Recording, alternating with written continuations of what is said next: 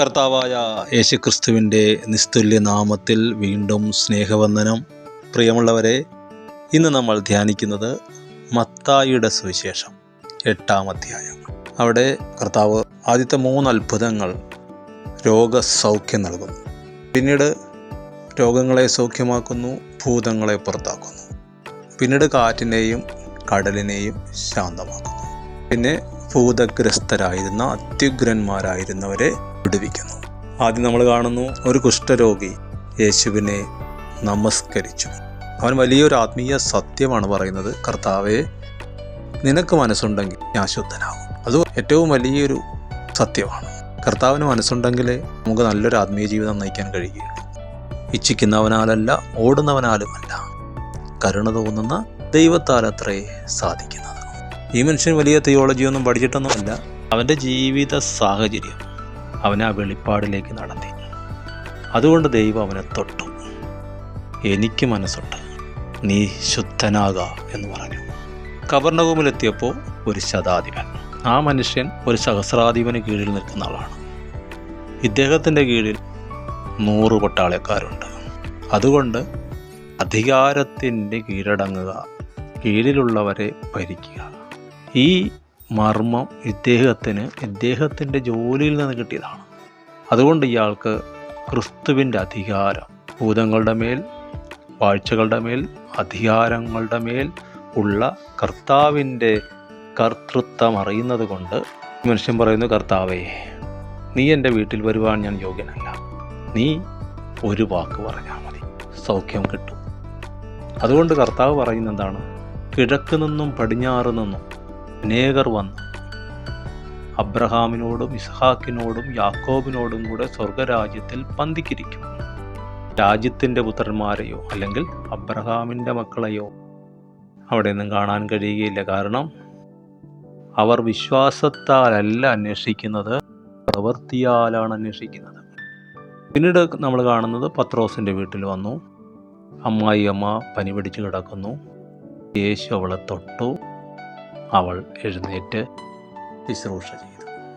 മനസ്സുള്ള കർത്താവ്, രോഗികളെ സൗഖ്യമാക്കാൻ മനസ്സുള്ളവൻ, വിശ്വാസമുള്ള പാപിയെ സൗഖ്യമാക്കുന്നവൻ, പാപിയെ വിടുവിക്കുന്നവൻ, വെളിപ്പാട് പ്രാപിച്ച അന്യജാതിക്കാരനെ, അവൻ്റെ ദാസനെ സൗഖ്യമാക്കുന്നവൻ, തൻ്റെ ശിഷ്യൻ്റെ കുടുംബത്തിൽ വിടുതല ചെയ്യുന്നവൻ. വൈകുന്നേരമായപ്പോൾ ഭൂതഗ്രസ്തരെ കൊണ്ടുവന്നു. അവിടെ തൊടുകയല്ല വേണ്ടത്, സ്നേഹത്തിൻ്റെ സ്പർശനമല്ല അവിടെ വേണ്ടത്, അവിടെ വാക്കിൻ്റെ അധികാരമാണ്. ഭൂതങ്ങളെ സ്നേഹിക്കാൻ പോകരുത്. അവിടെ നമ്മുടെ ശക്തിയാണ് കാണിക്കേണ്ടത്, ദൈവശക്തിയാണ് പ്രകടമാകേണ്ടത്.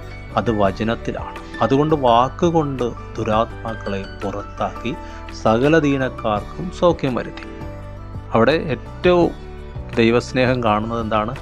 അവൻ നമ്മുടെ ബലഹീനതകളെ എടുത്തു, വ്യാധികളെ ചുമന്നു എന്ന് യെശയ്യാ പ്രവാചകൻ പറഞ്ഞത് നിവൃത്തിയാകാൻ തന്നെ. യെശയ്യാവിൻ്റെ പുസ്തകം 53-ാം അധ്യായത്തിൽ യേശു കർത്താവിൻ്റെ മരണവും കഷ്ടവും മുൻകൂർ കണ്ടിട്ട് എഴുതി വെച്ചതാണ്. പക്ഷെ ഇവിടെ ശ്രദ്ധിച്ചോ, യേശു കർത്താവ് ഭൂതങ്ങളെ പുറത്താക്കുമ്പോൾ, ദീനക്കാർക്ക് സൗഖ്യം കൊടുക്കുമ്പോൾ എന്താ ചെയ്യുന്നത്? ഇവൻ്റെ കടം ഞാൻ വീട്ടിക്കൊള്ളാമെന്ന് പറഞ്ഞ് ചെക്ക് എഴുതി കൊടുക്കുന്നത് പോലെയാണ്. 50,000 രൂപ കടമുള്ള ഒരാളുടെ കടം ഞാൻ തന്നുകൊള്ളാമെന്ന് പറഞ്ഞാൽ, അങ്ങനെ ഒരാളെ മരണത്തിൽ നിന്ന്, കടബാധ്യതയിൽ നിന്ന് രക്ഷിച്ചാൽ ആർക്കാണോ കൊടുക്കാനുള്ളത് അവൻ വന്ന് യേശുവിനോട് ചോദിക്കല്ലേ? അതുപോലെയാണ് ഇവിടെ സംഭവിക്കുന്നത്. അവൻ നമ്മുടെ ബലഹീനതകളെ എടുത്തു, വ്യാധികളെ ചുമന്നു എന്നതിൻ്റെ അർത്ഥം അതാണ്. റോമാലേഖനം പറയുന്നു, യേശു കർത്താവിൻ്റെ ക്രൂശ് മരണം അല്ലെങ്കിൽ പാപികളായിരുന്ന സകലർക്കും മോചനം യേശുവിൽ വിശ്വസിക്കുന്നവർക്ക് കൊടുക്കുന്നതിലൂടെ സ്വർഗം പറയുന്നത് എന്താണ്? റോമാലേഖനം 3-ാം അധ്യായം.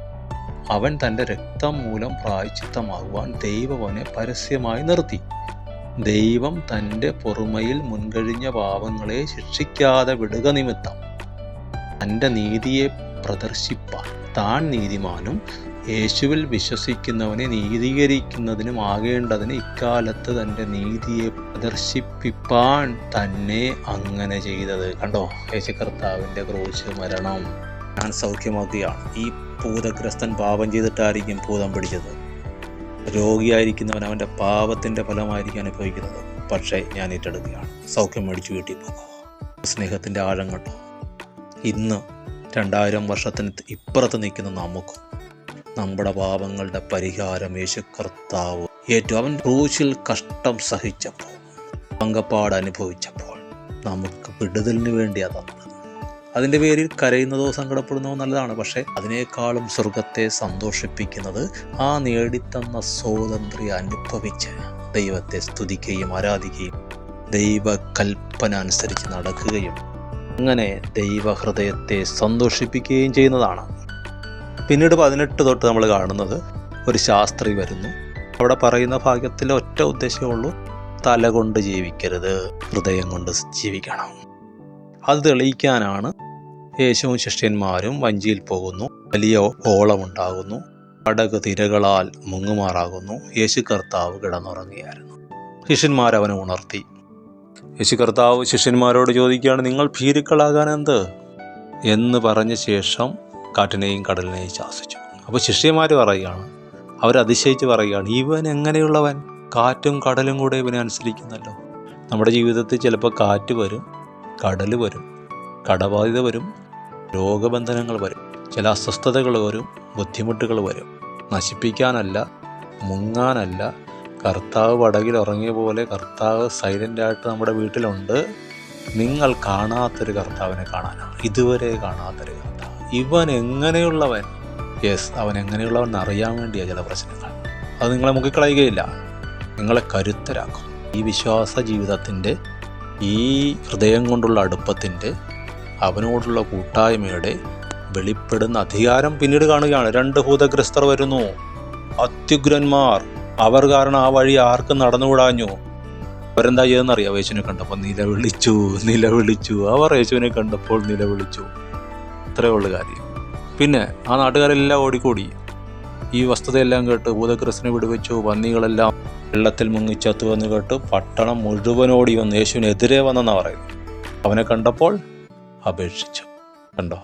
വിശ്വാസത്തിൽ സ്റ്റെപ്പ് വെച്ചാൽ, കർത്താവിനെ സ്നേഹിച്ചാൽ, കർത്താവിൻ്റെ കൂടെ തന്നെ ആയിരുന്നാൽ, അവനെ നിങ്ങളുടെ വീട്ടിലൊരു പ്രവേശനം കൊടുത്താൽ അവൻ എങ്ങനെയുള്ളവനാണ് നിങ്ങൾ അറിയും. കഷ്ടങ്ങൾ മഹത്വമായി മാറും, സ്വർഗത്തിൻ്റെ അധികാരം വെളിപ്പെടും, ശത്രുക്കൾ നിലവിളിക്കും, മറ്റുള്ളവർ നിങ്ങളോട് അപേക്ഷിക്കും. യേശുവിൻ്റെ നാമത്തിൽ ഞാൻ അനുഗ്രഹിക്കുന്ന അത്ഭുതകരമായൊരു ജീവിതം, വിശ്വാസ ജീവിതം പ്രാക്ടീസ് ചെയ്യുവാൻ, അനുഭവിപ്പാൻ, സന്തോഷിപ്പാൻ ദൈവം നിങ്ങളെ അനുഗ്രഹിക്കട്ടെ, സഹായിക്കട്ടെ. ആമേൻ.